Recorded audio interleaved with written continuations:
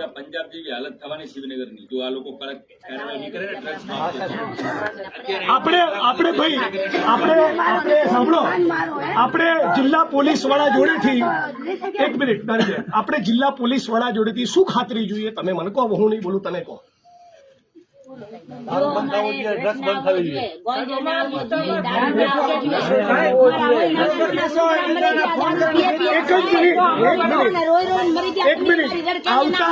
આવતા 30 દિવસ, એક મિનિટ ભાઈ, આવતા 1 તારીખે હું ફરી આટો મારીશ અને 6 ડિસેમ્બરે બાબા સાહેબ આંબેડકરની નિર્વાણ દિવસ છે, મૃત્યુતિથિ, એ દિવસે હું ફરી આવીશ. ત્યાં સુધી કોઈ પણ ખૂણામાં કંઈ પણ મળે તો આપણે જ્યાં સુધી જવાબદાર અધિકારીને સસ્પેન્ડ ના કરે ત્યાં સુધી અહીંથી ઉભા થવાનું નથી. આ તો ડિમાન્ડ અમારી વાજબી છે. આટલું તમે અમને કરી, તમે અમને બાહેધરી આપો. 100% વાત છે. છેલ્લા 1 માસમાં મેં આપને કીધું મારી પાસે રેકોર્ડ ઉપર માહિતી. આ બહેનો તમે મારી પાસે પહેલી વાર આવ્યા છો, બરાબર? શિવનગરમાં 100% તમારી જે કાંઈ પણ રજૂઆત હશે, ભાઈઓની જે કાંઈ પણ રજૂઆત હશે, 100% 110% કામગીરી થશે. એમાંથી કોઈ પણને છોડવામાં નહીં આવે. જરૂર પડશે તો હું જાતે આવીશ, બરાબર? કોઈને તમારે એ ફરિયાદ માટે મારા સુધી જિગ્નેશભાઈને તમારા પાસે કોઈને નહીં આપવી પડે, હું બાંહેધરી આપું છું. અને તમે બધા મરી જજો, તમે બધા પુરુષો ઢાંકણીમાં પાણી લઈને ફરી કહું છું ત્રીજી વાર મરી જજો તો ફરી બહેનો ફરિયાદ કરવી પડે.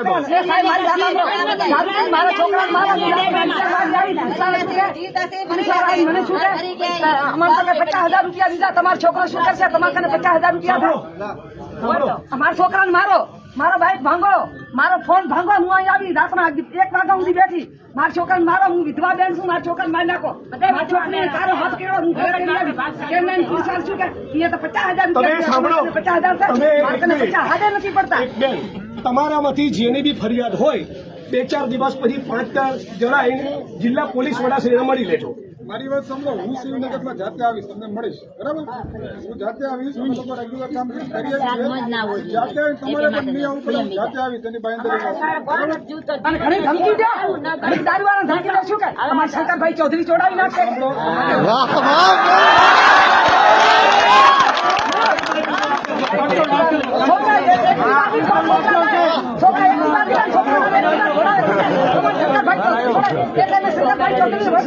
છોકરા મારવા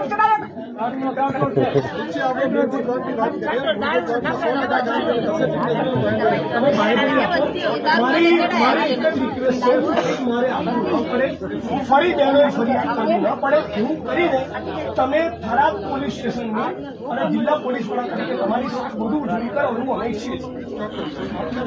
અને બધા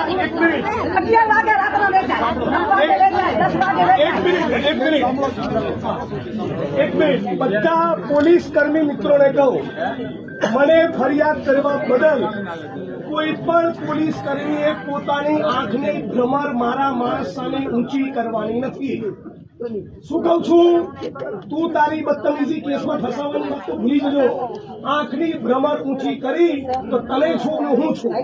મારે જગતનું કોઈ કામ નથી લડવા સિવાય. ચૂંટણીનું રાજકારણ 1, 2 ને 3 ને બધું 1, 2 ને 3 હું લડીશ એટલે તમને યાદ કરાવીશ કે લડત કોને કહેવાય.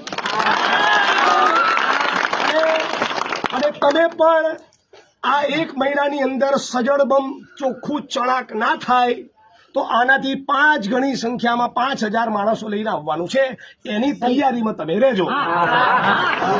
અને એ વખતે તમે તૈયારીમાં નહીં હો તો ફરી મને યાદ કરતા નહીં. હું નવરો નથી, બરાબર?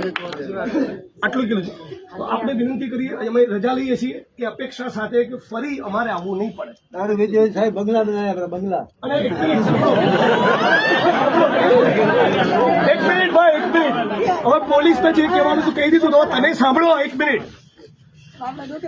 મારી સોસાયટીમાં કોઈ દારૂ વેચતું હોય તો મારી બુદ્ધિ ભ્રષ્ટ થઈ ગઈ છે કે હું લેવા જાઉં?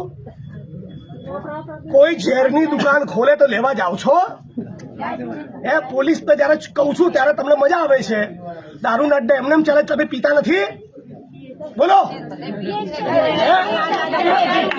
ગાંજો પીનારા, ડ્રગ્સ લેનારા માણસો ના હોય તો કોઈ વેચવા આવે? તમે સાંભળી લો, 1 મિનિટ. તમે તમારા છોકરાઓને બી રેડી કરો. બરાબર, જો ડ્રગ્સ એટલું ખતરનાક વ્યસન છે ને, પોતાની માની ગળાની ચેન લોકો તોડી લઈ જાય છે. થોડી મારી નોખે બરાબર, એટલે અત્યારે તાલીઓ પાડનારા લોકો તમે બી સુધરી જજો અને ચેતી જજો. આ બધી બહેનોએ ફરિયાદ કરવી પડી છે ને કે તમારા માટે સારું નથી. ધૂળ